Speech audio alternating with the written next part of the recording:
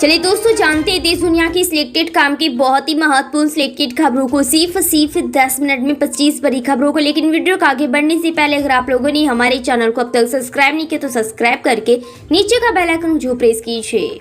महाराष्ट्र में सियासी तापमान एक बार फिर से बढ़ गया। शिवसेना यूबीटी के नेता संजय राउत ने भाजपा सरकार की तुलना मुगल शासक औरंगजेब से करते हुए कहा है कि मौजूदा शासन उससे भी बदतर है। उन्होंने आरोप लगाया है कि भाजपा की नीतियों के चलते राज्य में किसान, बेरोजगार और महिलाएं आत्महत्या करने पर मजबूर हो रहे हैं।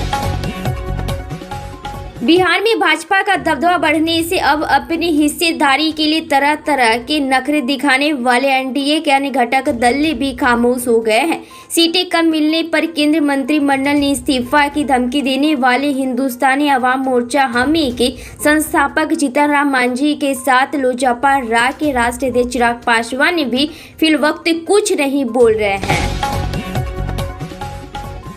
होली और रमजान का राशन कार्ड धारकों के लिए खुशखबरी है। सरकार ने राशन कार्ड के केवाईसी कराने की तारीख बढ़ा दी है, जिसके बाद राशन कार्ड धारकों के सदस्यों को 2 महीने की मोहलत मिल गई है। हालांकि गरीबों और जरूरतमंदों को अनाज योजना के लिए केवाईसी करवाना अनिवार्य कर दिया गया है। पीएम किसान सम्मान निधि योजना का उद्देश्य किसानों को आर्थिक मदद प्रदान करना है। इस योजना के तहत किसानों को 6,000 रुपए दिए जाते हैं।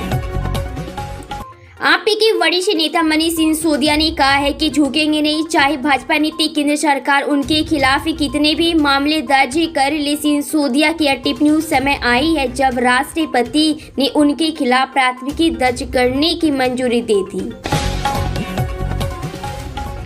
देश भर में आज होली का त्यौहार मनाया जा रहा है। इस मौके पर केंद्रीय मंत्री चिराग पासवान भी होली के रंग में रंगे नजर आए।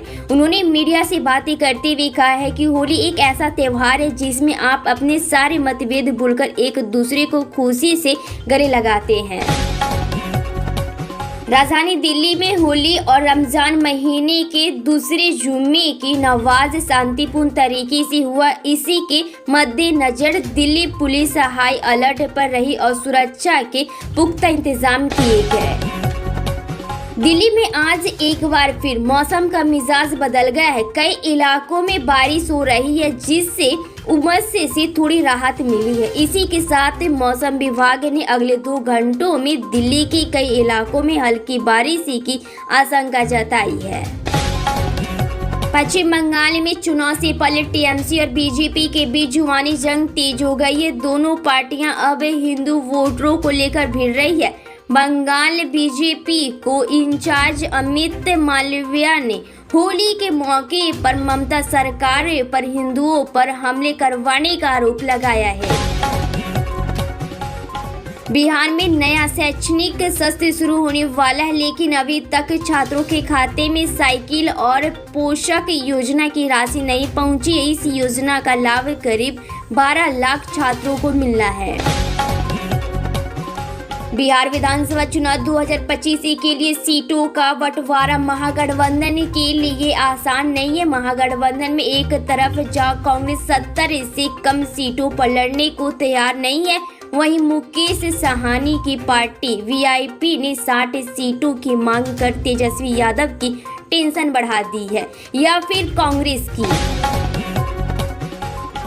भारतीय जनता पार्टी बीजेपी के नए राष्ट्रीय अध्यक्ष के चयन को लेकर चर्चाएं जोरों पर है, लेकिन अब इसमें और देरी होने के संकेत मिल रहे हैं। पीएम नरेंद्र मोदी और गृह मंत्री अमित शाह के नेतृत्व में भाजपा के शीर्ष पदों पर फैसले लेना हमेशा से अप्रोत्साहित रहा है और इस बार भी स्थिति कुछ ऐसी ही नजर आ रही है। दिल्ली सरकार की ओर से करीब 5 साल पहले बनाया गया एक्स हिलर अब रेखा गुप्ता की अगुवाई वाली नई भाजपा सरकार को वापस मिल गया है। भाजपा सरकार ने आरोप लगाया है कि पूर्व की आम आदमी पार्टी आप की सरकार ने इसका नाम बदलकर उसे अपने पास रख लिया है।